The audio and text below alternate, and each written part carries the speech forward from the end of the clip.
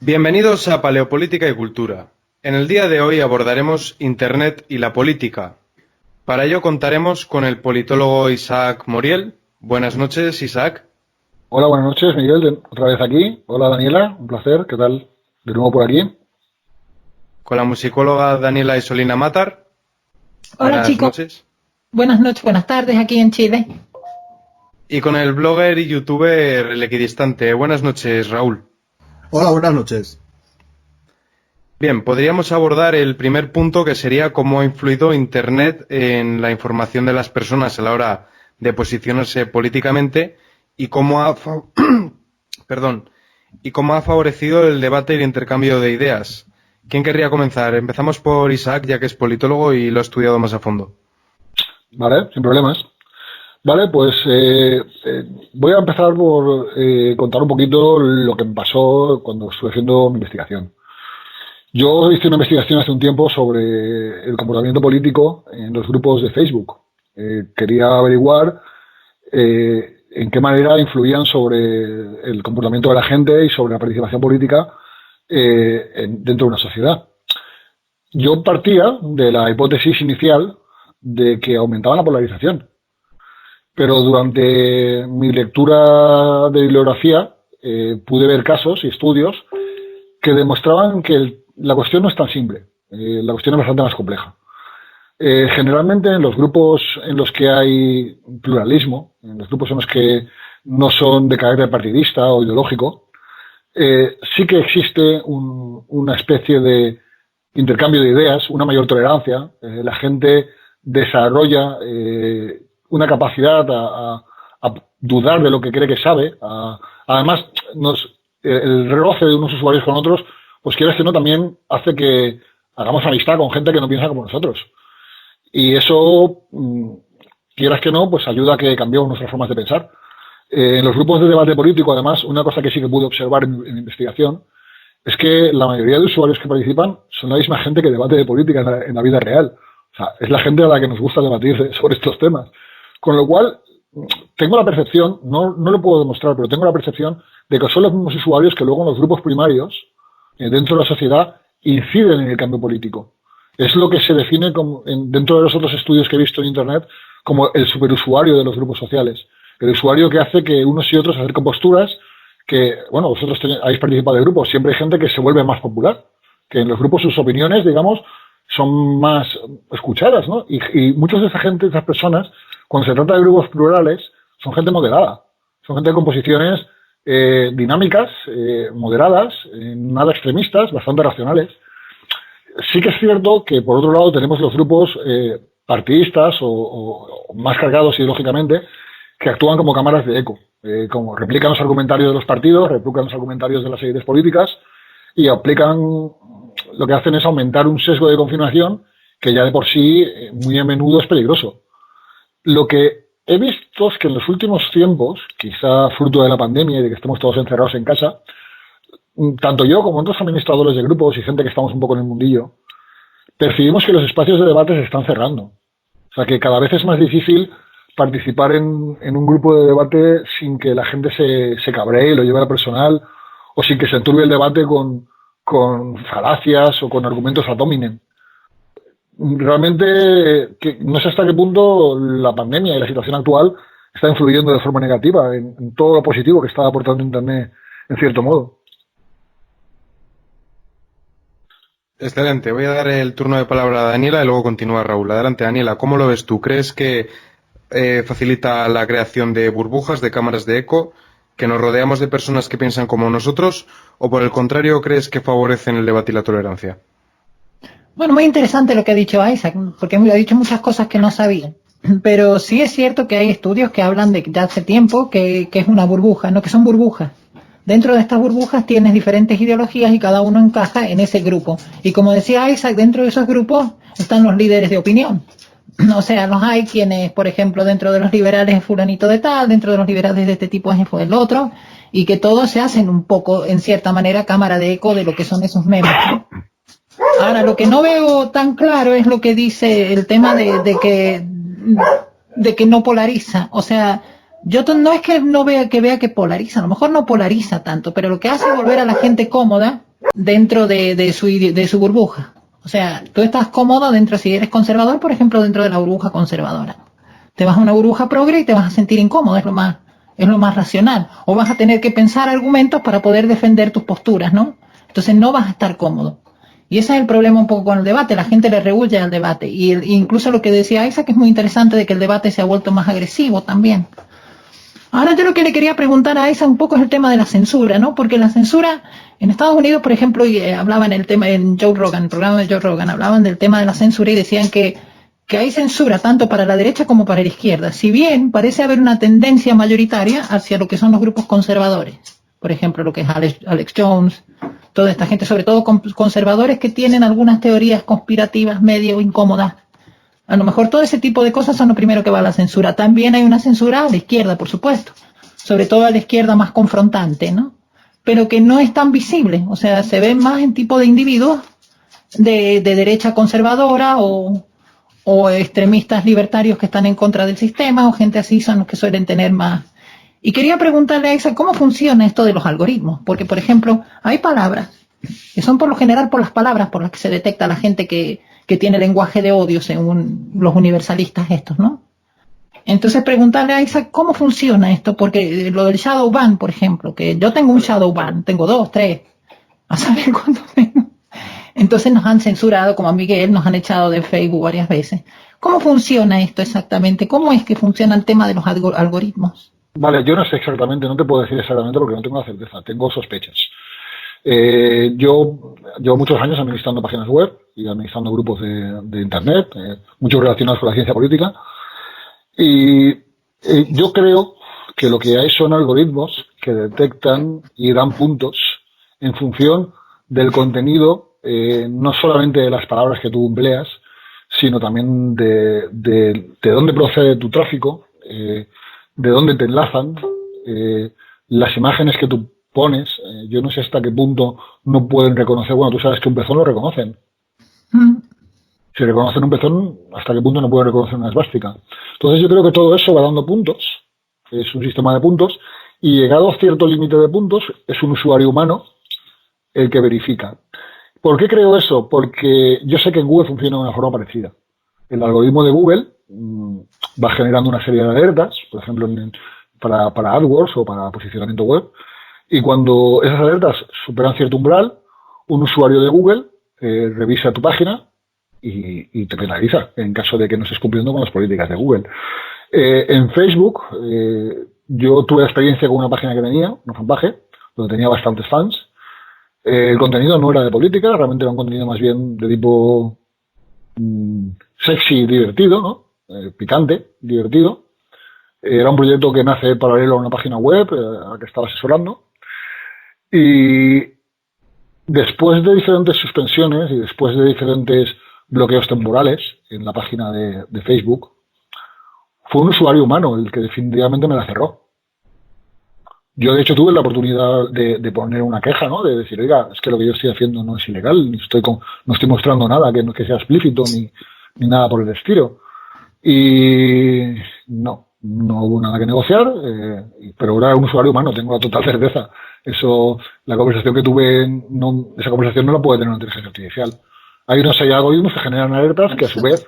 Eso lo dijo Zuckerberg, ¿no? Cuando lo entrevistaron en el Congreso, le dijeron qué tipo de ideología tienen los que censuran, ¿no? En Facebook. Y Zuckerberg respondió, que creo que fue, no recuerdo si fue a Marco Rubio, le respondió que estamos en California, dice, estamos en Silicon Valley. ¿Usted qué espera que sean? ¿Cómo espera que sean conservadores? ¿Cómo van a ser? ¿Cómo va a ser alguien medio de Silicon Valley hoy en día? Y es un progresista, lo ve. O tercerolista. Muchos son tercerolistas. Ahí son todos, según Moldbach, son todos universalistas, calvinistas de estos neopuritanos, feministas. ¿Conoces a Toffler? Un poco. Pues Toffler es uno de los autores más seguidos y más valorados dentro de Silicon Valley. Hasta el punto que en la Campus Party, en la última en la que estuve yo, había fallecido Alvin Toffler y se guardó un minuto de silencio. Dentro del mundillo de Internet, Alvin Toffler es una persona muy, muy, muy importante y de referencia sin duda alguna. Con lo cual, puede que sean de izquierdas, puede que también haya de derechas, pero muchos son terroristas. Yo creo que además, si fuera tu empresa, ¿tú no lo harías? Si fuera tu empresa, si Facebook fuera tu empresa, en cierto modo, esto es como cuando cambia una cultura. La gente que son exploradores de los nuevos nichos de mercado, cuando se hacen con poder, influyen con sus valores en el desarrollo. No olvidemos que Benjamin Franklin, en su epitafio, pone que era editor. No pone que era político, pone que era editor. Sí. Sí, ¿Vale? pero igual, siempre hay un pensamiento hegemónico al que tienden incluso las mismas empresas. No recuerdo quién decía que mucha de la censura es presión de las empresas privadas. Sí, en YouTube. El problema no es la censura. A mí me preocupa más la corrección política.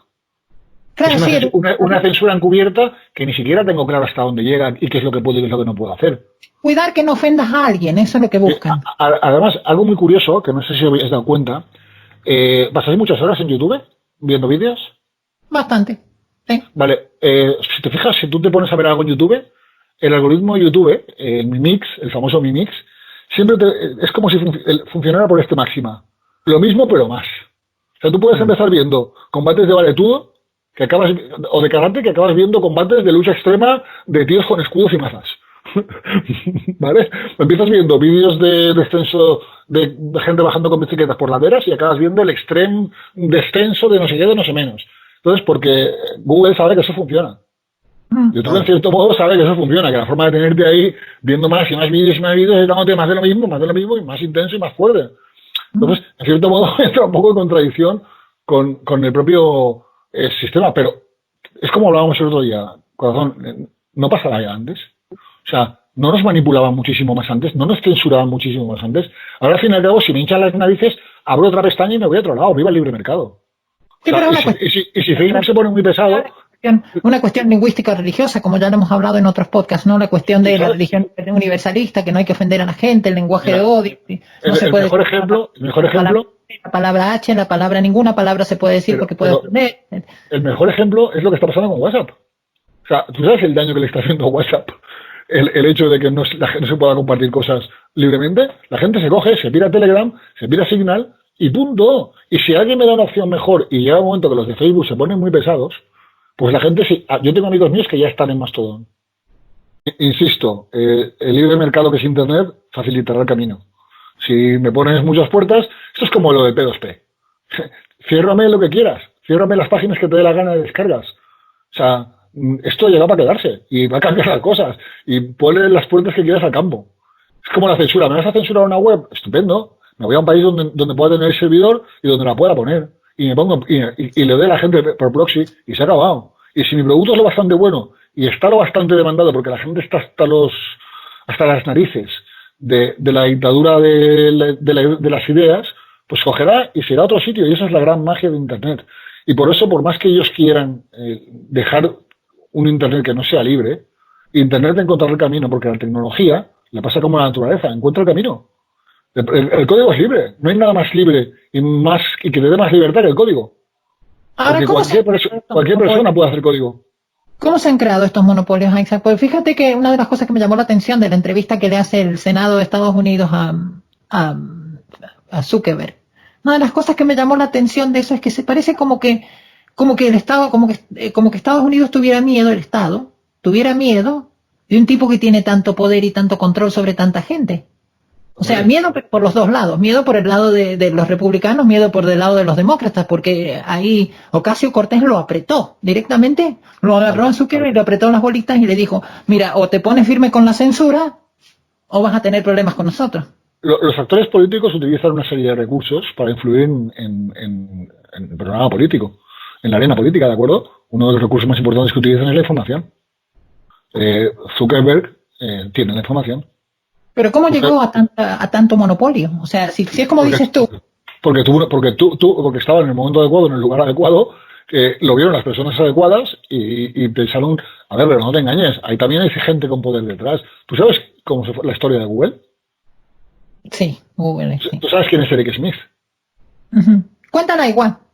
Bueno, Eric Smith, cuando Google, Larry Page y Sergey Brin crean el buscador para la universidad, de ahí a convertirse en lo que nosotros conocemos hoy en día como Google, por ese camino pasa una corporación de Business Angels que pone un montón de millones de dólares para el desarrollo de Google a cambio de que el director ejecutivo de la empresa sea Eric Smith. Eric Smith era una persona que trabajaba para el Departamento de Defensa de Estados Unidos, para el Departamento de Seguridad Nacional, para la Casa Blanca en definitiva. Vale. Raúl, expláyate. ¿Tú crees que, además conozco tu opinión y yo creo que es bastante interesante, que las redes sociales e Internet han contribuido a que el debate político se reduzca al meme y a los zascas, o que por el contrario permiten un intercambio más elaborado de argumentos y que el debate sea más alturado? Pues a ver, es que yo no, o sea, yo conozco lo que he visto y puedo tener mis intuiciones y básicamente pues, o sea, no tengo datos, no lo he estudiado a fondo como Isaac ni mucho menos. Entonces, pues yo, a ver, he visto que se estila mucho el meme y el zasca, pero también he visto que se dan debates muy en profundidad, que se desarrollan mucho los argumentos y de la misma manera, pues claro, por un lado he visto cómo se crean burbujas de eco y por el otro lado he visto también cómo se comunican gente de distintas posiciones. Entonces, claro, yo eso solo dejo a Isaac, es el que tiene los datos. Yo simplemente por observación, pues eso, he visto las dos cosas, pero no sé cómo medir qué hay más, si lo uno o lo otro. Yo creo que tienes razón. En cierto modo tienes razón. Se está desustancializando el debate, pero eso no es de ahora. Léete el diario de sesiones de España de la Guerra Civil del año 35 y léete el diario de sesiones del año 2009 si consigues sobrevivir al intento. O sea, son una plasta infumable. Y fíjate, los artículos simplemente, mira, cuando yo hice el trabajo de final de carrera sobre la Guerra Civil, me tuve que leer un montón de periódicos y un montón de editoriales, ¿no? de aquella época. Y si lo comparas con el lenguaje de hoy en día, de las editoriales y los periódicos, se diría que el español de hoy en día sabe menos de política que los años 30. Porque el infotainment nos ha llevado a esto. O sea, ya llevamos muchos años haciendo unos debates políticos que no son para el público erudito, que son para tener entretenida a la masa, tirándose consignas, repitiendo argumentarios, pero no profundizando. Pero en cierto modo, consignas en vez de argumentos, claro. Pero eso no responde a la distribución propia de cualquier sociedad, Raúl. Quiero decir, en una sociedad, por definición, la distribución es una N.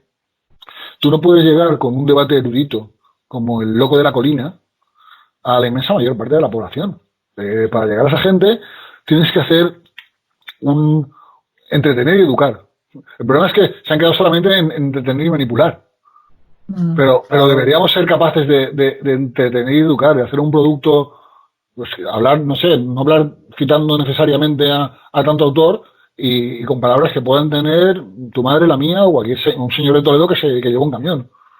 Es lo que hablábamos off the record, ¿no? Que a ver, que no podemos pretender que todo el mundo esté súper informado y sea súper honrado intelectualmente y no tenga sesgos de confirmación y nada. O sea, sabemos que bueno, eso siempre va a estar ahí, claro. La cuestión no está en que se puede mejorar el nivel o empeorarlo. Entonces, claro, los políticos, por ejemplo, pues contribuyen conscientemente a empeorarlo para polarizar, para embarrar el debate y para que convertirlo todo en consignas y en poner la emoción por encima de la razón. Pero hay un problema de base educativa. O sea, yo no sé si vos habéis estudiado en BUP. ¿Habéis alguno hecho el BUP, el antiguo BUP? Sí, yo he hecho el BUP. A ti te han obligado a leer en BUP, y mira que BUP no es la LOCSE.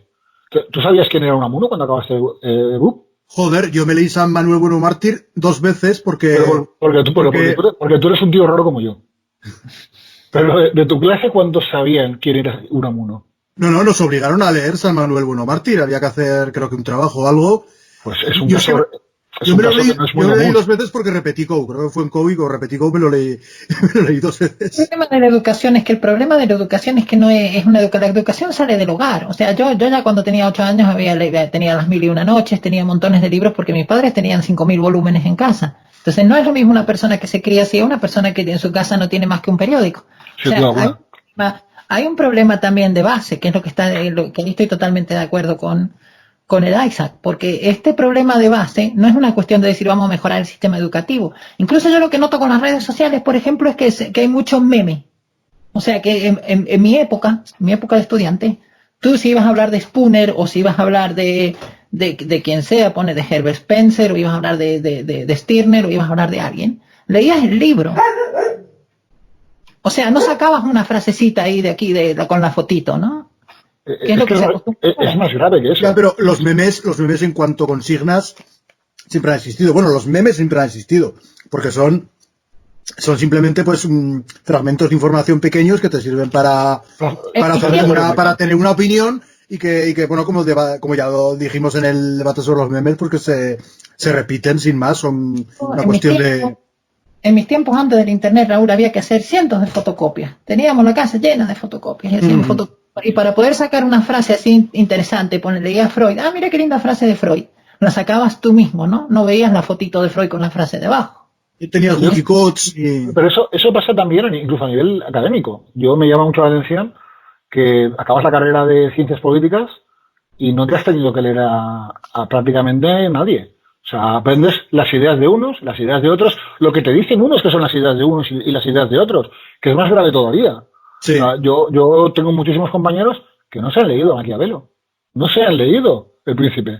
Y claro, En ciencias políticas, o sea, puedes acabar ciencias políticas sin haber leído a Maquiavelo. Puedes acabar ciencias políticas sabiendo quién es Maquiavelo porque te obligan te entra. Sin haber leído El Príncipe, una obra tan básica. Sí, No en Historia de las Ideas Políticas 1, por ejemplo, y 2, en la UNED, te citan a los diferentes autores, las ideas de cada uno, lo importante que dice cada uno. De hecho, ahí me salió El Príncipe en el examen. El Príncipe y los discursos de Tito Livio. Y la gente lo sabe porque te lo explica un politólogo, pero tú no te lo lees con tus propios ojos. Joder. Yo sí porque soy un friki de esas cosas, me encantan los libros de politología, llevo leyendo ciencias políticas desde los 14 años, con lo cual cuando llegué a la carrera, en ese examen ni leí, o sea, ni me lo estudié, me presenté y aprobé. ¿Qué estupidez? Pues si no lees ni Maquiavelo, mucho menos vas a leer a Hobbes, mucho menos vas a leer... Ahí se distingue al que de verdad le gusta esto y al que se ha metido para obtener un trabajo. Creo yo. Una cosa muy importante que ha dicho Daniela, y me parece fundamental, es lo de la educación en casa. Sí y no, te explico. Yo creo que una de las cosas más importantes que se obvian en la educación escolar, por lo menos en España, es enseñar a ser crítico. Yo creo que en gran medida soy como soy porque tuve la suerte de crecer con mi abuelo muy cerca. Mi abuelo era una persona muy culta y mi abuelo me hacía leer con él desde pequeñito 5 periódicos todos los días. 2 de izquierdas nacionales, o sea, uno de izquierdas nacional, uno de derechas nacional, para los que sois españoles. Me leía el ABC, me leía El País, me leía El Levante y me leía Las Provincias. ¿Vale? Uno de izquierdas y uno de derechas, tanto nacional como regional. Y mi abuelo me decía que de lo que ponía en el periódico, la mitad era mentira y la mitad se lo estaban inventando. Pero que aún así teníamos que leérnoslo. Chicos, ¿qué os parece si abrimos ya el segundo bloque? En el mismo orden empieza Isaac, continuamos con Daniela y luego Raúl. Y yo creo que es bastante interesante porque apela a la responsabilidad individual. Y también se podría enlazar un poco con la democratización de la política, que es lo que veníamos abordando antes, y de cómo se ha vuelto un tema pues más mundano, más de masas, que no se tiende a la erudición. Pero me interesa mucho el tema de la responsabilidad individual que le acaba de tocar ahora Isaac. Y lo más importante creo que es saber contrastar la información. ¿Vosotros creéis que las personas son crédulas y que no someten a crítica la información que reciben por Internet? ¿O que por el contrario las redes sociales y las enciclopedias digitales han permitido que las personas puedan contrastar la información y desarrollar un mayor espíritu crítico y más crítico sobre todo con la veracidad de lo que están recibiendo? Adelante, Isaac. Vale, yo creo que tiene que ver con el coste del acceso a la información. A ver, históricamente el coste del acceso a la información ha sido muy elevado. Entiendo que una persona que se ha criado con un paradigma predisrupción, con un paradigma industrial, que todavía no ha vivido ni ha interiorizado la sociedad de información y conocimiento, es normal que crea los marcos interpretativos que le dan. ¿Por qué? Porque está acostumbrado a tener dos fuentes de información que son las que hay, punto. O sea, alguien que, de hecho, creo que tiene que haber una brecha de edad y de acceso al entorno digital que marca eso. La persona que está hecha a estar detrás de un navegador está más acostumbrada a contrastar la información, a abrir una pestaña nueva y mirar. También es cierto que ahí influye mucho también el sesgo de confirmación. Incluso a nivel muy alto. Yo tengo compañeros de la universidad, politólogos graduados, a los que tengo bloqueados en Facebook. Que me dices, ¿pero cómo puede ser? Pues porque son gente que acaba la carrera y que, en mi opinión, tienen un sesgo de confirmación importante. Entonces, solo han estado ahí para escuchar lo que querían escuchar, para reafirmar sus ideas. ¿Sabes? Cuando alguien no duda de nada, está tan seguro de todo, a mí me da un terror tremendo. Yo, es un fanático, o sea, alguien que no duda de nada es un fanático casi por definición. Contra más estudio y contra más libros me leo, no sé, soy menos rígido en cuanto a las etiquetas que asigno, ¿no? Y en cuanto a las ideas que afirmo de forma categórica, porque luego las cosas a lo mejor resulta que te equivocas y en cierto modo eres un científico, no puedes no dudar, es tu trabajo dudar y es tu trabajo para seguir mejorando y seguir buscando la verdad, no buscar el sesgo de confirmación. A mí me encanta discutir con gente que piensa distinto conmigo, porque probablemente me van a enseñar cosas que yo no sé, porque probablemente entre los dos vamos a llegar a una verdad mucho mejor que la que voy a llegar yo solo. Porque en política las cosas tienen muchísimas perspectivas. Si tú miras desde solo una perspectiva, no estás viendo la realidad. Es lo que hablábamos el otro día en el programa de Raúl sobre Cataluña y España. Creo que alguien debería ponerse en un momento, mirarlo desde el punto de vista de los catalanes. Que no quiero que se vayan, pero si queremos que no se vayan, lo primero es ponernos en su piel y entender por qué se quieren ir. ¿Has percibido algo similar? ¿Tú crees que las personas tienen una idea predefinida y que buscan a través de la información darle más fuerza a la idea preconcebida que tenían primero? ¿O que por el contrario primero recopilan la información y a través de ella sacan su idea? Claro, lo utilizan como fundamento para su idea. Lo que estaba diciendo Isaac, cuando, por ejemplo, ponle un socialista va a investigar de qué hablan los libertarios, lo hace para poder sacar crítica. Para poder decir, mira, de este pie están cojeando, o de aquel pie. Igual al revés. O sea, esto es al revés. Claro. El libertario va a los socialistas y también, mira, de este pie cojean, están hablando de esta estupidez a otro. En vez de ir a aprender algo nuevo, como decía Isaac, pues van a intentar pillarles en un renuncio, o sea, a pillar material para atacarles. Exacto. Con lo que no veo que haya un debate sincero. Yo en realidad no veo que haya un debate. Incluso veo que en cierta forma sí polarizan las redes sociales, porque termina con gente que son exactamente de tu idea. Incluso la mínima coma, por ejemplo, dentro de los libertarios, el tema del aborto. Los divide de por vida. Hay temas que son muy delicados en esto, que crean pequeñas células que se van haciendo cada vez más pequeñitas, ¿no? Y terminas con 3 o 4. Y eso yo no sé si se ve, si se ve en lo que has estudiado tú en esa macrovisión de lo que son las redes sociales. Si se ve algo, ¿sabes? Yo es que sabes qué pasa, que yo creo que el sistema, la clave es el cambio político, son los grupos primarios. Estoy seguro de que es la opinión de un hijo o de un amigo el que hace que tú cambies tu opinión política. Ningún medio puede conseguir eso, ¿vale? Y Internet facilita a esos usuarios que en la vida real se pasan dándonos la vida con la tabarra con la política, les facilita unos espacios mayores para darnos la tabarra con la política y para ayudarnos a pensar a todos. O sea, no lo digo yo, hay un estudio que demuestra que esos superusuarios existen. De hecho, si quieres lo puedo citar, lo tengo aquí, lo abro un momento y te digo exactamente cómo se llama el estudio, un segundo. Hay varios, de hecho. Managing Political Differences in Social Media. Catherine Grevet, Lauren Tirben y Eric Gilbert. Del Instituto de Tecnología de Georgia y de la Universidad de Minnesota. Bueno, hay que estudiar la Universidad de Minnesota, qué tendencia tienen también. Porque no sabemos si la Universidad de Minnesota lo mismo son progresistas, lo mismo son socialistas. No, a ver, ciencia política. O sea, estos son estudios que vienen avalados con datos detrás y que tú puedes replicar. O sea, vamos a dejarle la ideología. No, pero, a ver, pero que tengan datos no significa que carezcan de ideología.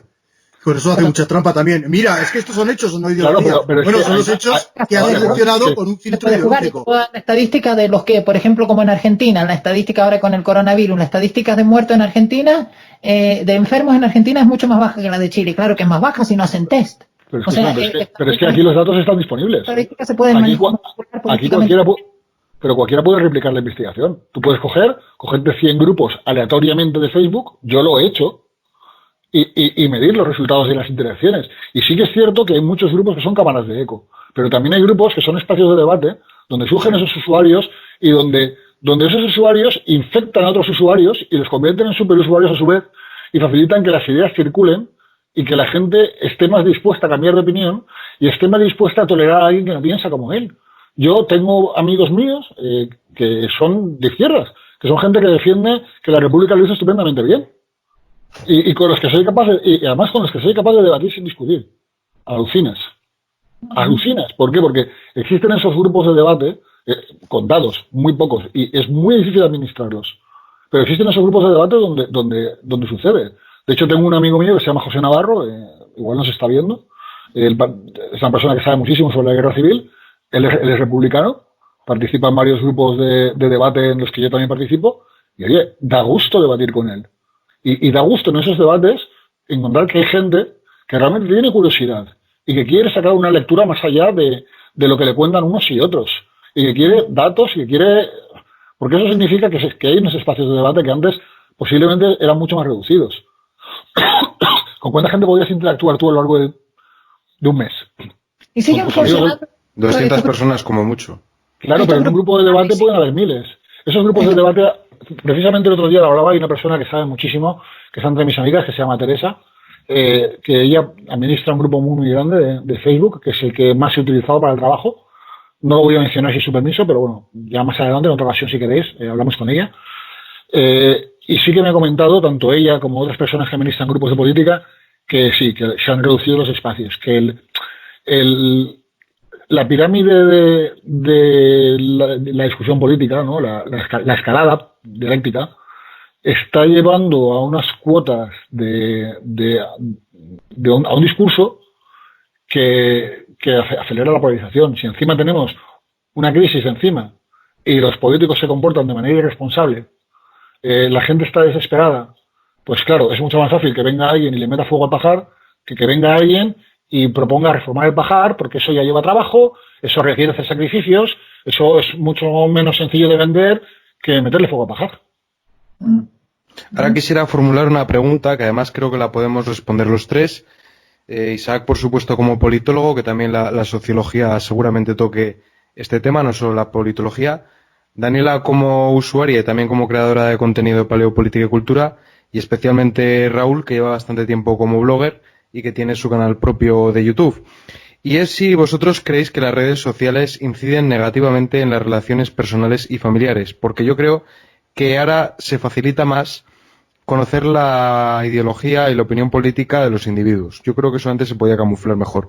No sé si recordáis una frase que es muy de persona mayor, pero que te decían, y creo que con buen criterio, y es que no hay que hablar ni de fútbol, ni de política, ni de religión, sobre todo con personas que no conoces.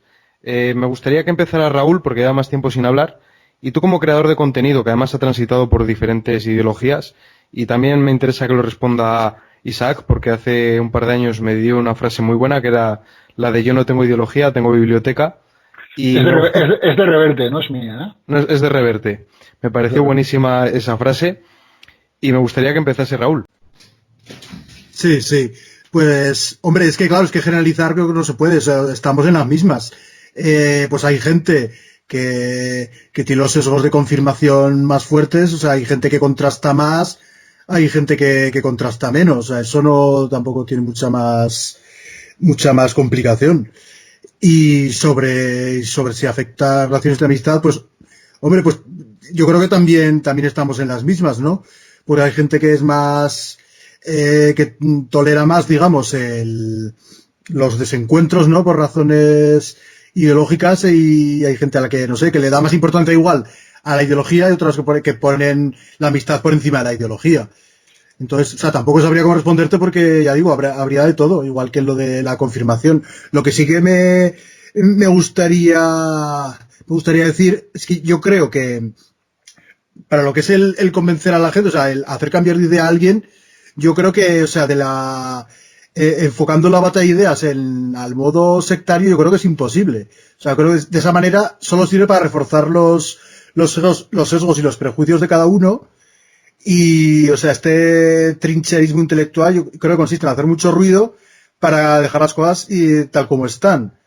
O sea, porque mientras estemos enfocados en rescatar lo peor y obviar lo mejor de todo aquel que opine distinto, pues entonces yo creo que jamás lograremos consensos y jamás convenceremos a nadie del lado contrario.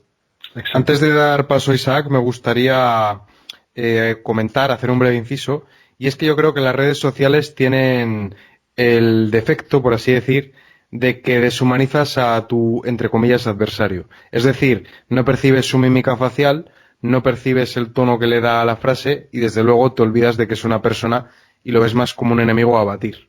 Adelante, Isaac. Sí, en eso tienes razón. Es más fácil cosificar a alguien que no tiene cara. Cuando tú estás cara a cara con otra persona, pues siempre es más complicado. Y te expones más políticamente cuando estás en redes sociales. Pero ¿realmente te hace falta leer una persona o escucharla hablar a menudo para etiquetarla? O sea, quiero decir, vivimos en sociedades donde tú ves a una persona y a los 20 segundos ya le has metido una etiqueta por cómo va vestida, por cómo la música que oye, por 1000 productos culturales o 1000 expresiones. Entonces, realmente, eso es lo que decía Raúl, esos espacios de debate son necesarios, son positivos porque son necesarios. O sea, si no podemos debatir de política porque 4 locos se vuelven locos, pues entonces solo nos queda coger las navajas, quedar todos en un descampado y a ver quién es más bestia. Y a mí francamente me da una pereza tremenda. Una pereza, pero estoy contigo en que deberían dejar que voluntariamente las personas se batan en duelos. Sí, ¿verdad? Por lo menos el darwinismo funcionaría mucho mejor, oye. Yo te digo, yo no me batería en duelos con nadie, pero puedes apostar a que mañana tengo una tienda de navajas. Adelante, Daniel. Tú como usuaria de redes sociales y además has tenido el percance con Facebook, percance que he tenido yo también, ¿es que te expones al agregar a personas que no comparten tus ideas políticas a que te denuncien y que luego los algoritmos y redes neuronales te acaben bloqueando y baneando y excluyéndote y dejándote como un outsider? ¿O por el contrario crees que puedes acercar posturas con personas con ideologías diversas que de otra forma no hubieses conocido? Bueno, lo primero que con esto de la pandemia, ahora el tema de las redes sociales, creo que nos estamos volviendo todos más virtuales y menos reales, ¿no? O sea, si yo ahora, por ejemplo, yo me pongo esta máscara, ¿no? En la calle. Ya estoy más cerca de ser la persona de Facebook, ¿no? O sea, ¿hasta qué punto nos estamos volviendo todos más virtuales y menos reales? Nos estamos perdiendo, incluso esto de la pandemia lo va a acentuar más. Vamos a perder más el contacto con lo real y nos vamos a volver más virtuales. Ya no vamos a ir a un restaurante, vamos a traer el restaurante a casa. O sea, estamos yendo... Lo uno no excluye lo otro. Lo uno no excluye lo otro. Yo soy un callejero de cuidado y también estoy en internet. No tiene nada que ver. A mí me gusta más ir a un bar, ir a una terraza de un bar a tomarme unas tapitas y comerme un jaboncito y echar unas risas. O sea, me gusta más que un tonto una caja de tizas de colores. Pero volviendo a la polarización, sí, yo creo, yo fijo lo veo que vamos más virtuales todavía de lo que éramos antes, pero mejor comportados. Ahí gracias a la pandemia ahora Facebook ha hecho que los rebeldes como Miguel y yo nos portemos mejor, no hagamos tanto desastre, porque es así. O sea, ya te empiezan a controlar hasta un punto que dices, bueno, vamos a parar un poco porque ahora con la pandemia no sé que me echen, ¿no? Sí, parece una tontería, pero al final trabajamos en nuestras redes sociales, porque todo lo que uno antes escribía en una libreta ahora lo publica en post de Facebook, o en mi caso haciendo vídeos. Y es una lástima perder todo ese trabajo de una vida de publicar post o de hacer vídeos. Ahora, antes de introducir otro bloque... Pero es que, escúchame, ¿pero por qué no tienes una copia? Quería concluir una cosa más. Y eso os pasa por no tener una web de respaldo, donde tenéis todo organizado, como toca, para que nadie sea el dueño de tu contenido más que tú. Es importante, en el cambio de modelo disruptivo, convertirnos en prosumidores, pero prosumidores responsables. La libertad es la responsabilidad. responsabilidad de nuestros datos, responsabilidad de nuestro conocimiento, responsabilidad de lo que decimos y de lo que hacemos. No son dos caras de una moneda, son los dos materiales que componen la aleación de la moneda. Pero hay un problema ahí, Isaac, que tú firmaste, como hablábamos el otro día, tú firmaste que eso les pertenece. O sea, tú les vendiste el alma. Firmaste que eso, todos los recuerdos y todas esas cosas son de ellos, no son tuyas. Tú lo firmaste. Porque lo haces mal, porque no lo tienes en tu propio blog. Bueno, porque sí, lo tienes que tener en tu propio blog. Y son suyos hasta cierto punto. Tú puedes descargar todo tu Facebook. Yo, de hecho, puntualmente, cada mes y medio o 2 meses, me hago una copia de seguridad de todo mi Facebook y me lo descuarto y me lo guardo en el servidor. Porque están mis notas. Ahí los debates que tengo con vosotros chateando o escribiendo me sirven para hacer anotaciones que luego cuando yo tengo que escribir algo me viene muy bien. Entonces, ahora, para continuar con esto de la polarización en las redes sociales, sí nos estamos polarizando más. Y creo que de una forma entrópica, esto es entropía y aceleracionista además. O sea, nos estamos yendo todos cada vez a grupitos más chiquititos. Incluso ya, por ejemplo, que es las peleas con Raúl son más comunes ahora que antes. Parece un Parecéis matrimonio, te lo dije el otro día. Sí. Pero eso viene de tanto del hecho de que nos hemos vuelto más virtuales y menos reales todos. Y también del hecho de que las polarizaciones se están yendo cada vez más fuerte hacia afuera, ¿no? Es como la expansión del universo, ¿no? Es la entropía. Pero ¿cómo no va a pasar una crisis? O sea, estamos en una crisis brutal y la gente encuentra unas brechas de legitimidad en el sistema tremendas, un sistema que no les responde a sus necesidades, un sistema de que no se sienten dueños en absoluto. Pues es que es normal que se polarice. Es que la polarización es culpa de las élites políticas y las élites y las instituciones políticas que no saben dar respuestas a las demandas de la ciudadanía. O sea, si Jefferson decía que cada 34 años había que renovar el sistema para que los hijos no vivieran con las leyes de los padres, yo creo que la sociedad avanza un poquito más deprisa que cuando Jefferson era joven. Deberíamos de planteárnoslo. Es que vamos a ver, o sea, la polarización, o sea, la fomentan los políticos porque les interesa, o sea, quiero decir, un público educado con la clave es muy distinto a un público educado con la sextanoche. Pero no se pueden educar con la clave si no saben quién es Homero. Hombre, tampoco, ¿no? En la clave tampoco eran los debates de... O sea, quiero decir, sí, podría haber invitados que tuvieran un discurso más difícil de captar para el ciudadano medio, quizá, pero hombre, la clave tampoco es que fuera muy difícil de comprender las... Amigo mío, sobrevaloras al ciudadano medio muchísimo. El ciudadano medio no es de la clave, es de Estudio Estadio, tío. ¿Sabes? Es de Estudio Estadio, es de Sálvame. No es de la clave. No, sí. Claro que... O sea, no quiero decir que la clave... Joder.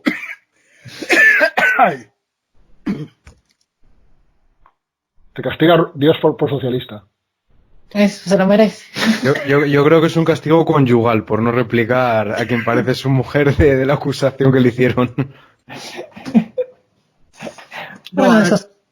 El primero, el más socialista de todos. A ver, la clave no le interesaría a todo el mundo.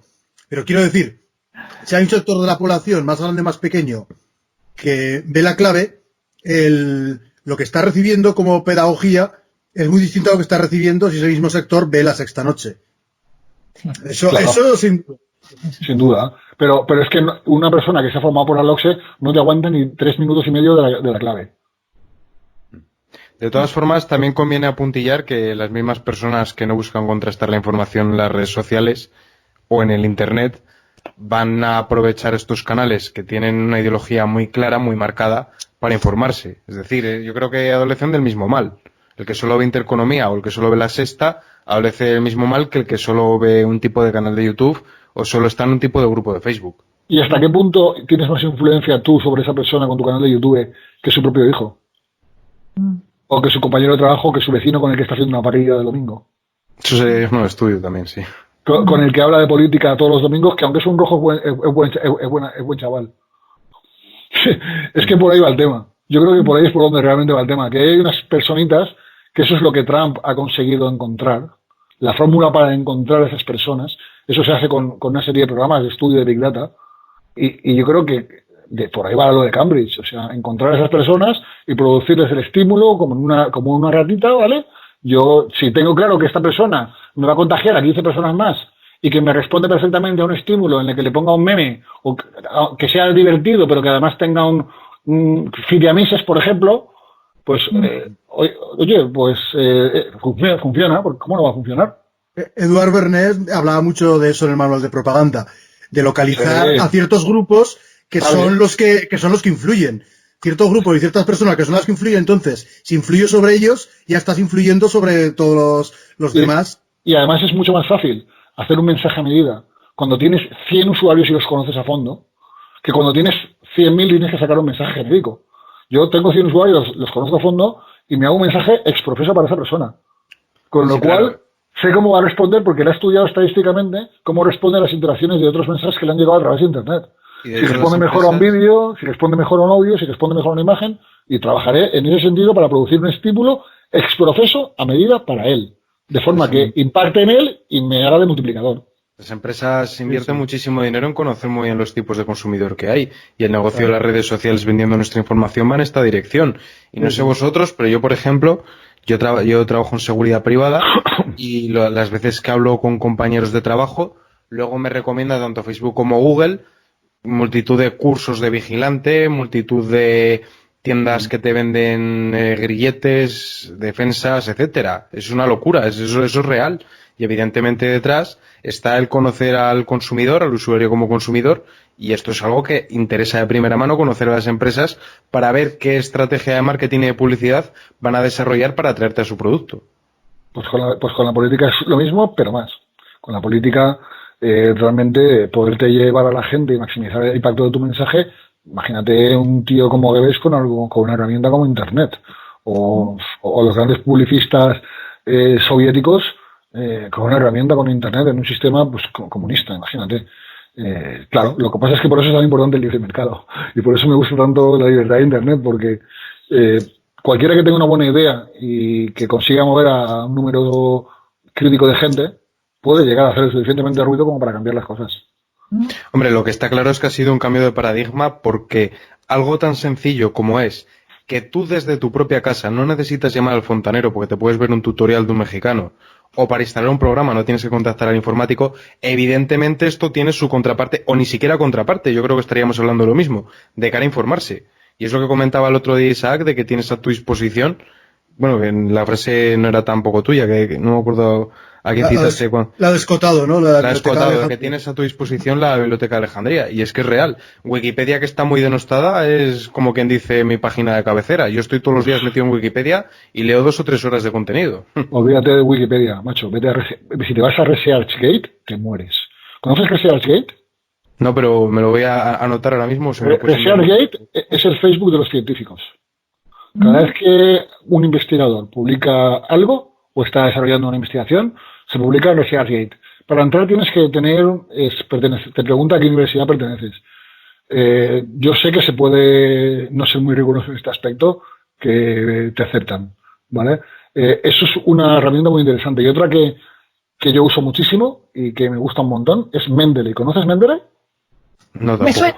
¿Por qué? Vale. Porque Isaac, ¿por qué no nos pasas los links y los dejamos acá abajo en la descripción del vídeo? ¿Te parece? Vale, ahora luego te los paso, claro. Mendeley es una aplicación para hacer bibliografías para trabajos de investigación, ¿vale? Entonces, cuando tú le pones una referencia de un libro, de una citación académica, de un paper, te recomienda un montón de papers que considera que pueden estar relacionados o que te pueden interesar, ¿vale? Y conforme más vas avanzando en su uso, pues más va acertando con lo que tú vas necesitando, ¿no?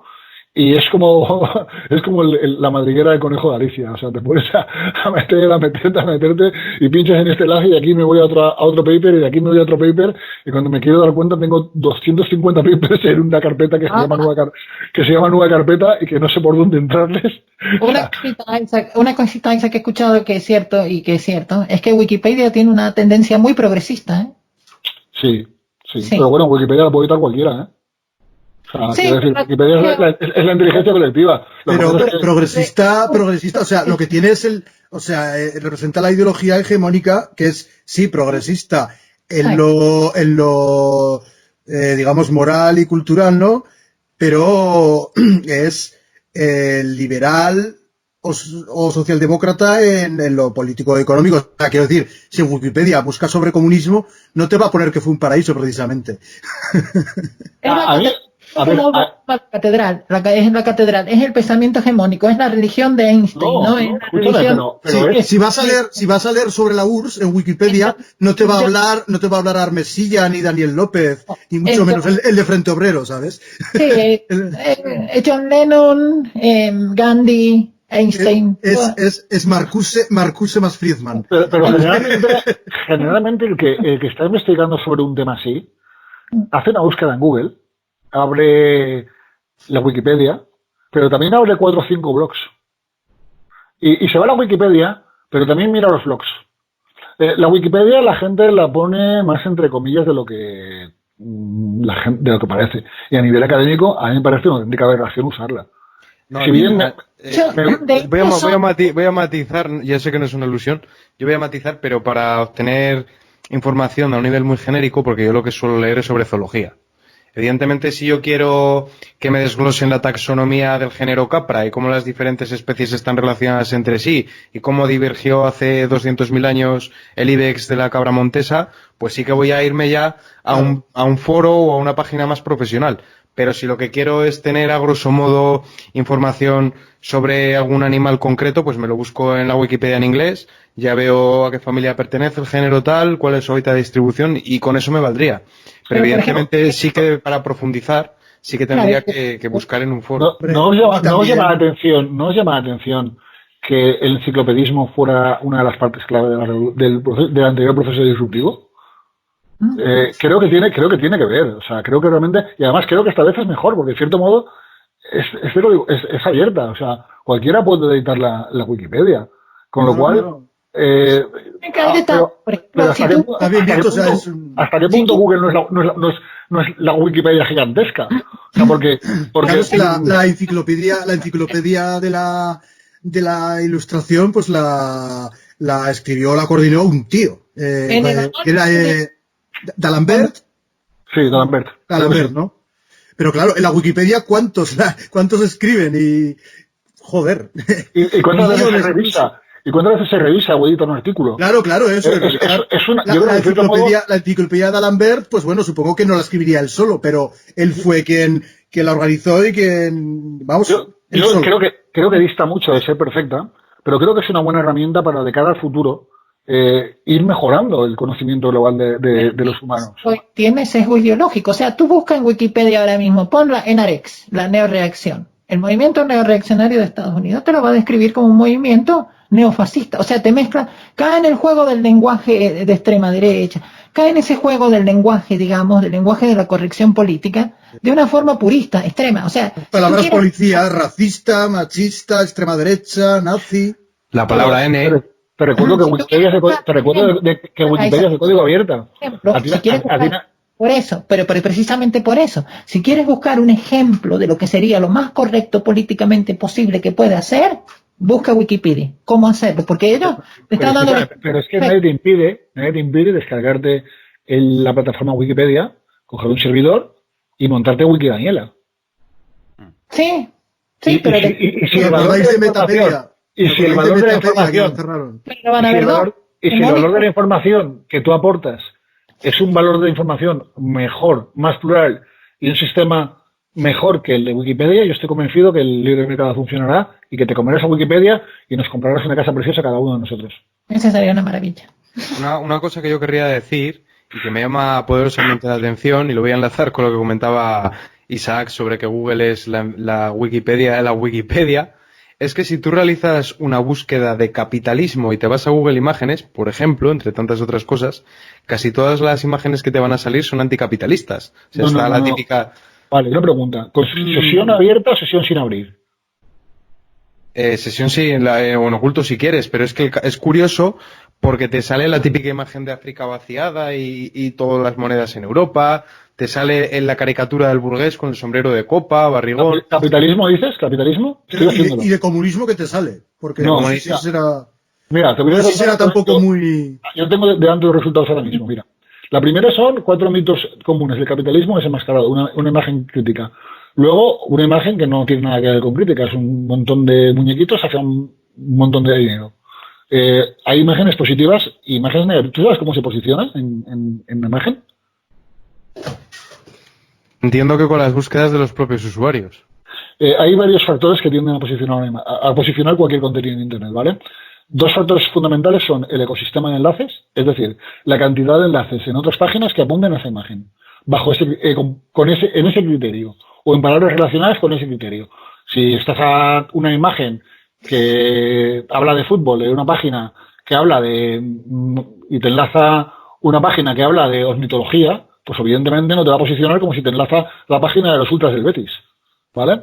Y otra parte muy importante es lo que se conoce como la pertinencia del resultado. Google es una herramienta cuyo trabajo es ofrecer un resultado que le convenza al consumidor. Eso no hay que olvidarse nunca. ¿Cuál es el trabajo de Google? Ofrecer un resultado que satisfaga al usuario que ha hecho la búsqueda, ¿vale? ¿Cómo puede Google medir eso? Bueno, pues eso Google tiene una cosa que se llama Google Analytics, que la mayoría de webmasters tenemos implementado en nuestra web, y que nos dice de dónde viene el tráfico. Pero también les dice a ellos cosas.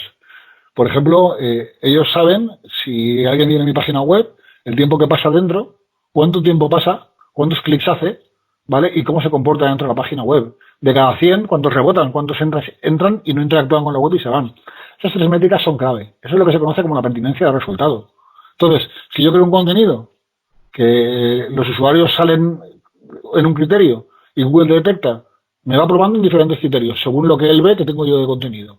Y ve que los usuarios entran y se largan y no interactúan con nada. Google entiende que es un contenido que no satisface al usuario, con lo cual no lo va a posicionar. A nivel de los enlaces igual. Los enlaces, si los enlaces tienen que ver con lo que tú haces, por ejemplo, si a mí me empiezan a enlazar a mi página de Podidólogo un montón de universidades de ciencia política, pues obviamente me va a posicionar. Si estos enlaces, si estos vídeos me pones un enlace a mi página, obviamente me van a posicionar. ¿Por qué? Porque tiene que ver con el tema. Si me están de cosas que no tengan que ver con el tema, pues contra más autoridad tenga además dentro de ese mismo tema un enlace, más me va a posicionar. Pero además, Google no es imbécil. Tú no puedes adulterar el ecosistema de enlaces. Hace un tiempo se hacía. Yo, de hecho, soy de los primeros que empezó a hacerlo en España. Tú cogías y te ponías en un montón de directorios a tirar enlaces a tus páginas web con las palabras clave adecuadas y te posicionaba muchísimo. Y eso era muy, muy rentable durante un tiempo. Google se cansó de que adulteramos los resultados y lo que hace es valorar, encontrar patrones de crecimiento dentro del ecosistema de enlaces. Si detecta patrones de crecimiento anómalos, es decir, tú eres un desgraciado y de repente un montón de gente te empieza a enlazar de un montón de páginas raras. Pues, estás comprando enlaces, ¿vale? Sin embargo, tú eres Alejandro Sanz y sacas un disco nuevo. Es normal que millones de gente te enlace a tu página de tu disco. Y gente del mundo de la música, gente del club de chicas jóvenes, gente de tu público, ¿vale? Entonces, Google invierte muchos millones de dólares precisamente en el desarrollo del algoritmo y en innovación. Y si algo he aprendido es que el Black Hat o los trucos para engañar a Google con enlaces y cosas así no dan, a largo plazo no es una buena idea. Quisiera traer a debate para que pueda opinar también Daniela, que yo creo que era el tema que ella quería tocar. En principio, cierres, porque yo creo que lo hemos dicho casi todo. Yo quería profundizar sobre la censura, pero si queréis lo dejamos para otro debate exclusivamente de ello. Concluir. Porque igual, sí, porque sería igual muy largo. Entonces concluimos. Sí, también hacer otro sobre la censura en sí, ¿no? Y este sobre la política. Vale, la censura hay mucho que decir, ¿no? Desde la comparecencia en el Congreso, ¿no? De Estados Unidos de la presidenta de YouTube, ¿no? Y de Zuckerberg también, ¿no? Por ahí que el vídeo que hizo UTBH y bueno, ha hablado mucha gente sobre todo esto, del sesgo anticonservador. Sí, no, y ya no solo censura y corrección política. Porque ya no es solo la censura que nos ponen, es la censura que nos ponemos nosotros mismos. Y el peligro de dejarle a nadie que sea que te diga a toro pasado si lo que has dicho está bien o no. Eso es lo que se llama post-censura, ¿no? El censurarte a ti mismo lo que se llama post-censura. Pero también hay una base, hay una regla establecida por una inquisición, ¿no? La ciberinquisición, ¿no? Hay una ciberinquisición que tiene unas reglas establecidas de lo que es herejía, ¿no? ¿Pero qué ciberinquisición? Hay determinadas herejías. Daniela, es que yo no veo ningún poder. Sí, a ver, o sea, los que manejan Google y Facebook sí que tienen su inquisición, claro. Sí, pero también pero tienes Yandex, tienes Baidu. Sí, no, que tienes otras alternativas, sí. Tienes DuckDuckGo. Yo mismo, de hecho, hay una cosa muy interesante. Yo sé que a vosotros os gusta buscar PDFs, todos lo hacemos. Cuando un PDF no salga en Google, ir a buscadores más pequeños. ¿Por qué? Porque realmente la Sociedad General de Autores no pasa poniendo reclamaciones contra todos los buscadores para eliminar los resultados de ciertas búsquedas. Hostia, pues sabes una cosa que no sé si será impresión mía subjetiva, pero creo que me ha costado más encontrar PDFs de autores españoles. ¿Tendrá algo que ver con que en España en cada país la Sociedad General de Autores, bueno, la española específicamente, pues estará ahí presionando y estará... Pero ellos presionan a Google. Ellos tienen un tío Google, claro, por eso. Busca en Google, busca los resultados y con esos resultados va metiendo quejas. Pero claro, es que... Por eso es normal, ¿no? Es normal, ¿no? que en España igual te cueste más encontrar libros gratis de autores españoles y igual en Estados Unidos de... ¿no? Si no te cuesta más, abro una pestaña, me abro DuckDuckGo, digo en Google. O me abro cualquier otro buscador y se ha acabado. Sí, pero en Google sí que podría pasar eso, ¿no? Claro, porque Google es una empresa grande y tiene compromisos, tiene que atender ciertas reclamaciones del gobierno y tiene que ser realista hasta cierto punto. Y es cierto que los derechos de autor, pues oye, a mí también me gusta leer gratis, pero también comprendo que una persona que ha escrito tu libro, pues le guste cobrar por ello, ¿no? Entonces, tenemos que llegar a un equilibrio. A mí me gusta mucho como lo ha hecho el porno. O sea, a lo mejor lo vais a reír, pero yo creo que el porno fue los que mejor entendieron la disrupción. Yo no he visto a ninguna empresa de porno quejarse de, no, es que Internet me ha ido al negocio, ¿no? Ellos se han adaptado al modelo de negocio, han creado sus propios canales, sus nuevos nichos, su nueva forma de hacer negocio, ahora tienes gamers, tienes otras cosas, y a funcionar, y a ganar dinero de otra forma. Sí, y seguramente sea hasta más lucrativo redirigirte a páginas de sex shop o a de estas de live webcam y todo eso que el propio valor de la película en cuestión. Ahí me sorprendió mucho cuando supe que las páginas porno son de las propias productoras porno y que ellos son los que ponen vídeo gratis, porque claro, hay muchos más que no son gratis y a través de ese contenido gratuito pues acceder al ya porque tienes que pagar, vamos. Claro, pero y además no solo eso, es que esos usuarios luego usan cams, luego compran juguetes sexuales, luego son consumidores de otra serie de productos relacionados que valen dinero. O sea, a ti cuando te están dando algo gratis, ese producto eres tú.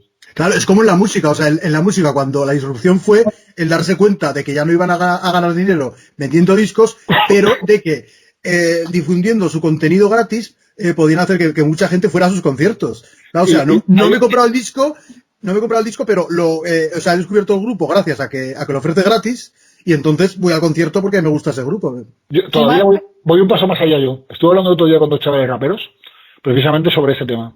El negocio yo creo que ni siquiera está en vender los conciertos. O sea, creo que no han aprendido nada de la lección del cine, tío. Vamos a ver, en el rap, por ejemplo, el mejor producto que tú tienes son las palabras. O sea, frases con una viralidad tremenda, ¿vale? Yo sé que estoy convencido que una camisa con una frase chula de una canción de rap, con una imagen motivadora, se puede vender como churros. O sea, si yo fuera un rapero... Claro, son los conciertos, el merchandising... El concierto me da igual, tío, te regalo... No me jodas, el concierto se puede sacar un huevo de dinero, no me jodas. Pero te vendo 3 camisetas y te vendo dos muñequitos y 2 llaveros y una guitarrita de juguete. Y las moneditas... Porque ahora todas las bandas de música están jodidas porque se le quitan los eventos de conciertos como ahora, muchísimas bandas salen perdiendo. O sea, tenían giras y que se perdieron todas, ¿no? Con la pandemia. Fíjate qué maravilla de marketing. En los festivales de verano, en uno de los que estuve, hace unos años, la moneda eran púas de guitarra, ¿vale? Esas púas de guitarra eran con nombres de grupos, ¿no? Logotipos de grupos así chulos, ¿no? Iron Maiden, Metallica, CDC. ¿Qué pasa? Que tú cambiabas en la barra, dabas 10 euros y ellos te daban 10 púas con las que pagabas. Yo estoy convencido que de los asistentes al festival, la mayoría nos llevamos una colección de púas. Nos pagan 1 euro por cada púa, tío. Unas púas que ellos han hecho masivamente que les han costado nada. Entonces, hay 1000 formas inteligentes de monetizar que no es por cobrar las entradas. Yo, tío, la entrada te la regalo. Tranquilo que te voy a sacar 3 veces más de lo que te habría gastado la entrada. Yo en el Sony Sphere al que fui creo que también era así. No recuerdo bien, pero creo que también era así porque tenías que ir a una barra que te daban y luego ibas a la otra a por la bebida y eso. Los conciertos de extremo duro, las monedas son bellotas. Yo tengo una bellota aquí en casa. ¿Quién no tiene una bellota? De verdad no pagas un pavo por una monedita que ponga una bellota. ¿Cuánto han ganado ellos, tío, de cada bellota? Eso es una jugada muy inteligente. O sea, yo no sé hasta qué punto es inteligente cobrar por asistir a un concierto, o por descargarte un libro, o por... hay 1000 formas más con mercadotecnia, sacar mucha más pasta. O sea, si... Yo no sé por qué no hay camisetas de Mises, comprarse de Mises. Realmente no lo entiendo. Hombre, claro que las hay, claro que las hay. Sí, pero no sé... Hoy hay camisetas de todo, macho. Hay camisetas de todo. Pero no hemos sabido comercializar como los del Che, hostia. Y me molesta. Si alguien las me molesta. las va a comprar, eso está claro. Mira los del Che lo bien que lo han hecho. Aquí, Hay hasta de homosexuales del Che. Sí, que eso es un oxímoron. Daniela, dame un segundo y te doy paso para que cuentes lo del Seba. Yo sí que he visto una camiseta, sí es cierto que fue un evento de Liberty Fest, que eso también influye, que decía Les Mars More Misses. O sea, eso me llamó la atención, que por lo menos hay una que aunque cita a Mars. Adelante, Daniela, perdona por interrumpirte. Sí, no, estaba acordando de lo que hizo el Seba, que el Seba empezó a vender las camisetas de los viajes en helicóptero de Pinochet, de los paseos en helicópteros de Pinochet que sacó Campbell en Norteamérica. Y vendió algunas, pero lo querían matar, lo perseguían para matarlo. Porque claro, vender camisetas de los paseos en helicóptero de Pinochet en Chile es como que es demasiado, ¿no? Hombre, habrá que admitir que provocador, o sea, él quería provocar y lo consiguió, ¿no? Que tampoco se queja mucho porque lo consiguió su objetivo. Imagínate aquí en España hacer lo propio. Aquí yo lo que lo veo es con una camiseta con el Valle de los Caídos, ¿vale? Pero empieza la cruz y Iniesta empalmando la pelota. Justo cuando está así doblado, que la empalma para meterla, yo creo que te hinchas a vender camisetas, macho. Claro, tú lo ves desde el lado pinochetista, e incluso a mí que, bueno, no soy especialmente del lado pinochetista, pues tampoco conozco mucho la historia de Chile, pero bueno, me puede hacer gracia, humor negro, ¿no? Pero claro, tú ponte en el lugar del otro, o sea, a mí, por ejemplo, yo veo una camiseta, pues yo qué sé, haciendo apología de los zulos de ETA o algo así, pues hombre, me cabreo. ¿Qué quieres que te diga? Yo me cabreo. Creo en la libertad para ofender. Que tienen la sí. Yo digo, pero también es normal, o sea, y la libertad de ofenderse también. La libertad de ofenderse y de responder con las mismas armas. Igual que con las mismas armas, claro. Igual que tú haces un chiste con Pinochet, pues también se puede hacer chistes con Mao o con... Y no pasa nada. Los chistes de Stalin nos gustan mucho aquí. Y de eso va a estar en una sociedad civilizada entre gente culta, ¿no? Creo yo. En poder reírnos un poco, y de eso es lo que más terror me da, que nos limiten el humor. Yo tengo un humor extraordinariamente bestia y negro. O sea, yo el día menos pensado me llevan a Guantánamo. Porque mi sentido del humor, yo sé que es muy bruto, pero es que hay que saber reírse de las cosas. Yo me río de mí mismo, o sea, constantemente. Yo digo que soy un judío agitanado. De hecho, lo dicen mis amigos y se supone que me quieren, ¿no?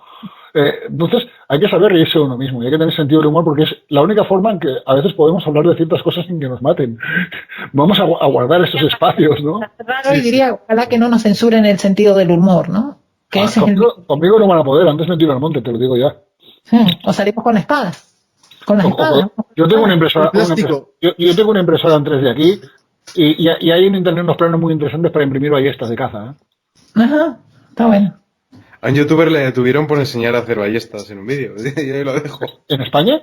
No, en los Estados Unidos. Y a la gata de Schrödinger le quitaron el vídeo del suicidio homeopático. Fue brutal ahí. Oh, Dios mío.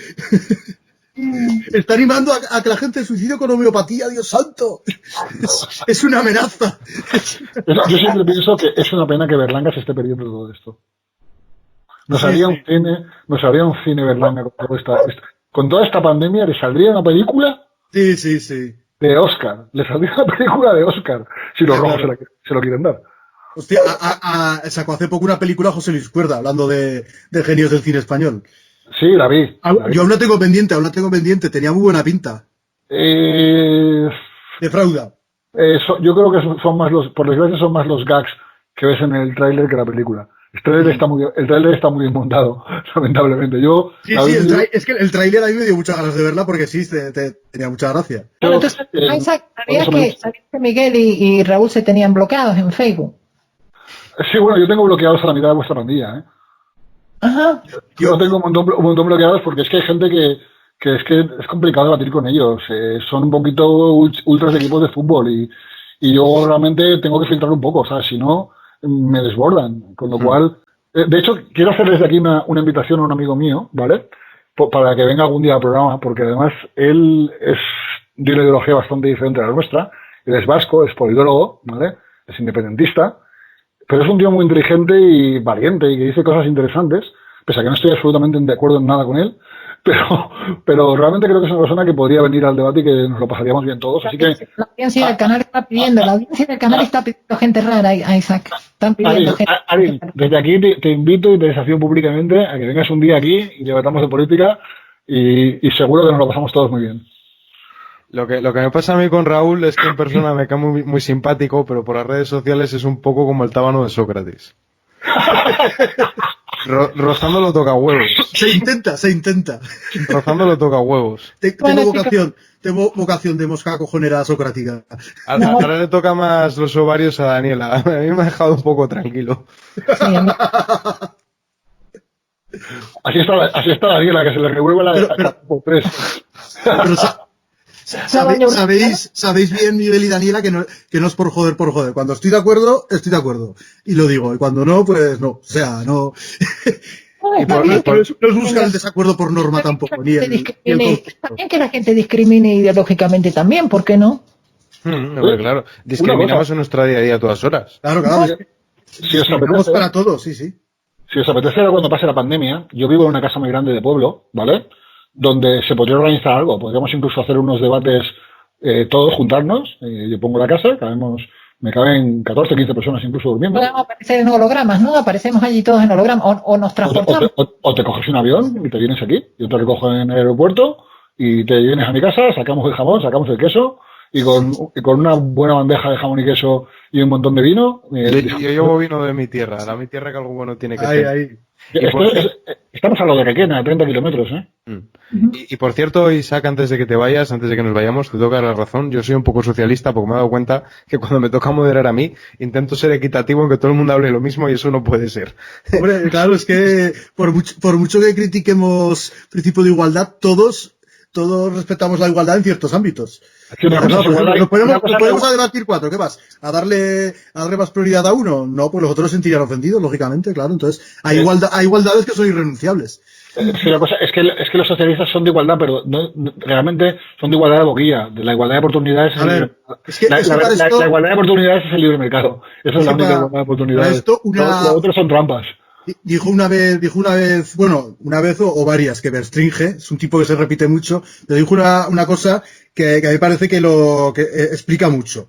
Decía, las ideologías y las doctrinas todas tienen los mismos valores. La diferencia está que los jerarquizan de manera distinta. O sea, para el liberal importa más la libertad, para el socialista importa más la igualdad, pero eso no significa que al liberal no le importe la igualdad o que al socialista no le importe la libertad.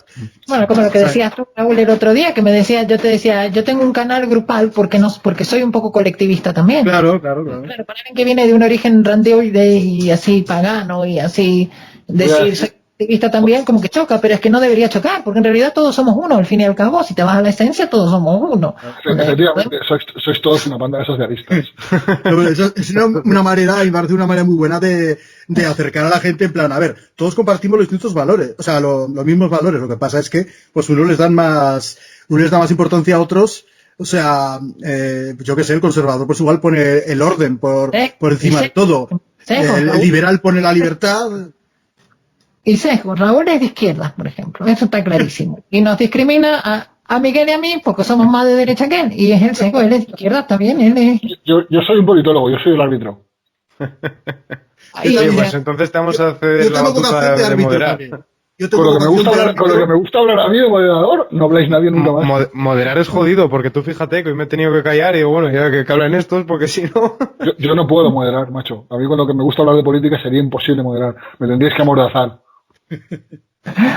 Callarte un poco, ¿no? Callarte, más bien. Ponerme en mute y aquí gesticulando sin hablar. Como el perro, mute. Ignore user.